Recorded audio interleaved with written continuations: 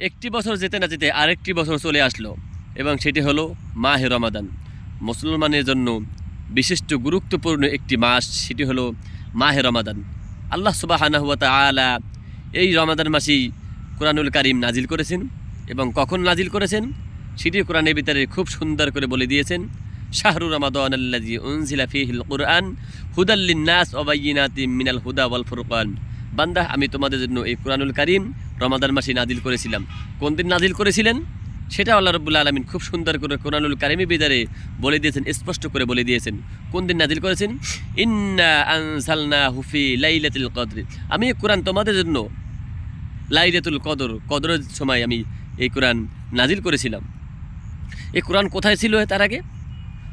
এটা আল্লাহ রাব্বুল আলামিন খুব সুন্দর করে বলে দিয়েছেন, বাল হুয়া কুরআনুম মাজিদুন ফি লাওহিম মাহফুজ। এই কোরআন অতি সম্পন্ন সুরক্ষিত ফলকে আমি ছিলাম লাউহে মাহফুজে। সুবহানাল্লাহ। এই কোরআন পৃথিবীতে নাজিল হওয়ার আগে লাউহে মাহফুজে ছিলেন। সেখান থেকে আল্লাহ রাব্বুল আলামিন এই কোরআন মানুষের জন্য এই পৃথিবীর ভিতরে নাজিল করেছেন রমজান মাসে এবং কদরের রাত্রিতে। খুব সুন্দর করে পরিচয় করে দিয়েছেন কোরআনুল কারীমের ভিতরে। সুবহানাল্লাহ। তদ্রূপ আমরা সেই কোরআন অনেকে বুঝি, অনেকে বুঝি না। কেউ পড়তে পারি, কেউ পড়তে পারি না। তো যারা পড়তে পারি তাদের জন্য সুখবর, আলহামদুলিল্লাহ। এবং যারা পড়তে পারি না তাদের জন্য দুঃখ ছাড়া কোনো কিছু প্রকাশ করার ভাষা আমার কাছে কিছুই নেই। কারণ যারা কোরআন পড়তে পারে না তারা কিছুই বুঝতে পারে না, তারা অন্ধ, তারা বধির এবং তারা কিছুই জানলো না। তদ্রূপ আমরা কোরআন পড়ব। রমজান মাস আসছে, রমজান মাসে আমরা কোরআন পড়ব। শুধু রমজান মাসে নাও, রমজান মাসে শুধু কোরআন পড়ব না, আমরা প্রতিটা নিয়ত প্রতিটা সময় আমরা যখনই সময় পাবো ইনশাআল্লাহ আমরা কোরআন পড়ার চেষ্টা করব, হাদিস পড়ার চেষ্টা করব। বেশি বেশি আমরা এই রমজানে দান খয়রাত করার চেষ্টা করব। কারণ এই একটি মাসে বিশ্বনবী জনাবে মুহাম্মদ রাসূলুল্লাহ সাল্লাল্লাহু আলাইহি ওয়াসাল্লাম এই একটি মাসেই উনি বেশি বেশি দান খয়রাত করতেন। কারণ এই একটি মাস খুব গুরুত্বপূর্ণ মাস, আল্লাহর কাছে এই একটি মাস খুব গুরুত্বপূর্ণ মাস, সেটি হলো রমাদান মাস। অবশ্যই আমরা এই রমাদান মাসে 30টি রোজা রাখবো, 30টি তারাবি পড়ব ইনশাআল্লাহ। সকল ফাহিশা কাজ থেকে, কথা থেকে বিরত থাকব। মানুষের সাথে সুন্দর আচার ব্যবহার করব, মানুষের সাথে ভালো ব্যবহার করব, মানুষের সাথে খুব সুন্দরভাবে চলাফেরার চেষ্টা করব। এবং আপনারা জানেন এই রমজান মাসে শয়তান আল্লাহ রাব্বুল আলামিন বন্দী করে রেখে দেন, কারণ মানুষকে ভালো হওয়ার জন্য। তারপরও কিছু লোক আপনারা প্রশ্ন করবেন, জিজ্ঞাসা করবেন, শয়তান যদি এই 30 দিনের জন্য রমজান মাসে বেঁধে রাখা হয় তবে তারপরেও কেন মানুষ খারাপ কাজ করে?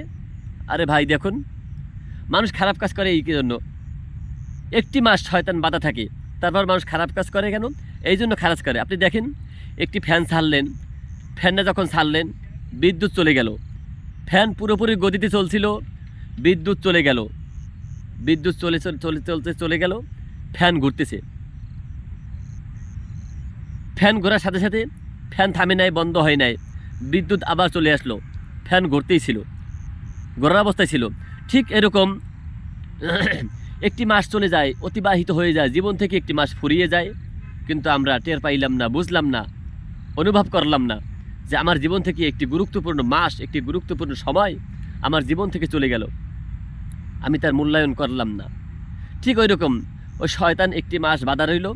ওই লোকটা যে 11টি মাস পাপ করলো, 11টি মাস যত গুনাহ করলো, উনি সেই গুনার ভিতরেই রয়ে গেলেন।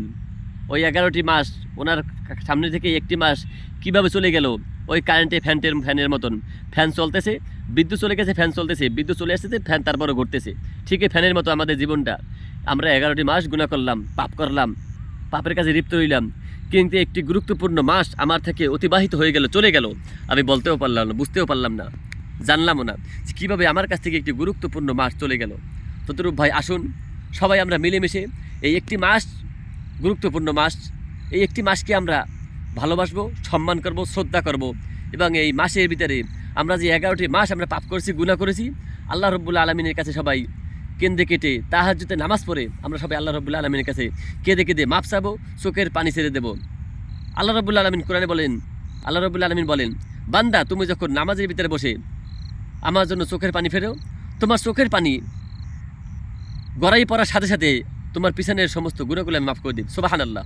আল্লাহ রাব্বুল আলামিন কত দয়ালু, এই হলেন সেটি আল্লাহ। তো আমাদের সামনে একটি গুরুত্বপূর্ণ মাস চলে আসছে, অবশ্যই আমরা সবাই এই মাসে ভালো কাজ করব, সকল খারাপ কাজ থেকে বিরত থাকব এবং আমাদের সকল আশেপাশে যত ভাই বন্ধুরা আছেন সকলকে দিনের পথে চালাবার চেষ্টা করব। গুরুত্ব একটি মাস, মাহে রমাদান মাস।